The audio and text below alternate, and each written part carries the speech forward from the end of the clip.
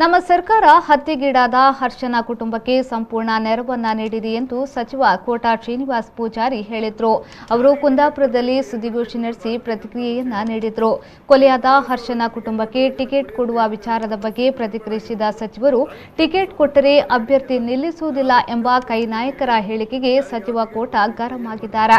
ಕಾಂಗ್ರೆಸ್ಸಿಗರು ಯಾರು ಟಿಕೆಟ್ ಕೊಡಲು ಹೇಳಲು ಎಂದು ಪ್ರಶ್ನಿಸಿದ ಸಚಿವರು, ನಮ್ಮ ಹೈಕಮಾಂಡ್ ಈ ಬಗ್ಗೆ ನಿರ್ಧಾರ ತೆಗೆದುಕೊಳ್ಳುತ್ತದೆ.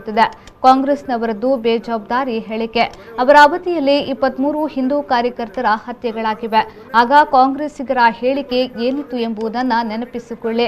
ನೀವು ಮೂಲಭೂತವಾದಿ ಸಂಘಟನೆಯವರಿಗೆ ಬೆಂಬಲವನ್ನ ನೀಡಿದ್ದೀರಿ. ನೀವು ಅವರ ಕೇಸ್ ವಾಪಸ್ಸು ಪಡೆದಿದ್ದರಿಂದಲೇ ಇವತ್ತು ಕೊಲೆ ಕೃತ್ಯ ನಡೆಯುತ್ತಿದೆ. ನಮ್ಮ ಸರ್ಕಾರ ಹರ್ಷನ ಕುಟುಂಬಕ್ಕೆ ಸಂಪೂರ್ಣ ನೆರವನ್ನ ನೀಡಿದೆ ಎಂದು ಸಚಿವ ಕೋಟಾ ಶ್ರೀನಿವಾಸ್ ಪೂಜಾರಿ ಹೇಳಿದರು. ಯಾರಿಗೆ ಟಿಕೆಟ್ ಕೊಡಬೇಕು ಏನು ಬಿಡಬೇಕು ಅಂತ ಭಾರತೀಯ ಜನತಾ ಪಕ್ಷ ಹೇಳುತ್ತೆ. ಈ ಕಾಂಗ್ರೆಸ್ನವರು ಹೋಗಿ ಟಿಕೆಟ್ ಕೊಟ್ಟವರಿಗೆಲ್ಲ ಕೊಡಿ ಅಂತ ಹೇಳ್ತಾ ಇರುವಂಥ ಪರಿಸ್ಥಿತಿ ನಿರ್ಮಾಣ ಆಗಿರುವುದು ರಾಜಕೀಯ ಪಕ್ಷವೊಂದರ ಜವಾಬ್ದಾರಿ ಹೇಳಿಕೆ ಅಲ್ಲ. ಯಾರಾದರೂ ಕುಚೋತಿಗೋಸ್ಕರ ಅಂತ ಹೇಳಿರ್ಬೋದು. ಯಾರಿಗೆ ಯಾವ ಟಿಕೆಟ್ ಕೊಡಬೇಕು ಏನು ಮಾಡಬೇಕು ಅನ್ನೋದನ್ನು ನಮ್ಮ ಪಾರ್ಟಿ ನಿರ್ಧಾರ ಮಾಡುತ್ತೆ. ಹರ್ಷನ ಕುಟುಂಬಕ್ಕೆ ಇತಿಹಾಸದಲ್ಲಿ ಪ್ರಥಮ ಬಾರಿಗೆ ಹರ್ಷನ ಕುಟುಂಬದ ಪೂರ್ತಿ ಸಮಸ್ಯೆಗಳನ್ನು ಪರಿಹಾರ ಮಾಡುವ ನಿಟ್ಟಿನಲ್ಲಿ ಭಾರತೀಯ ಜನತಾ ಪಕ್ಷ ಸರ್ಕಾರ ಮುಂದಾಗಿದೆ. ಅವ್ರ ಮನೆ ಹೋಗಿದ್ದೇವೆ, ನಮ್ಮ ಮಿತಿಯೊಳಗೆ ಅವರಿಗೆ ಸಹಕಾರಗಳನ್ನು ಕೊಟ್ಟಿದ್ದೇವೆ.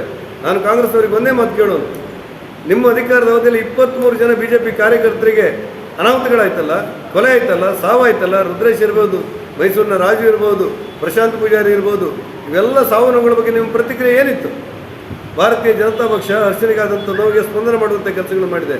ಅವ್ರ ಮನೆ ಹೋಗಿದ್ದೇವೆ, ಅವರ ತಂದೆ ತಾಯಿಗಳ ಜೊತೆ ಮಾತಾಡಿದ್ದೇವೆ. ಎಲ್ಲರೂ ಕೂಡ ಅವರ ಕುಟುಂಬಕ್ಕೆ ನೆರವನ್ನು ಮಾಡುವಂಥ ಕೆಲಸಗಳನ್ನು ಮಾಡ್ತಾ ಇದ್ದೇವೆ.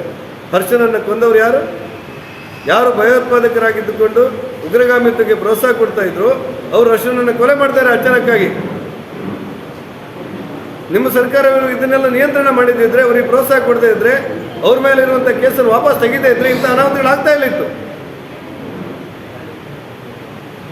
ಯಾವ ಕಾರಣಕ್ಕೂ ಕೂಡ ಹರ್ಷನ ಕೊಲೆ ಮಾಡಿದವರನ್ನು ರಿಯಾಯಿತಿ ಕೊಡುವಂಥ ಪ್ರಶ್ನೆ ಇಲ್ಲ.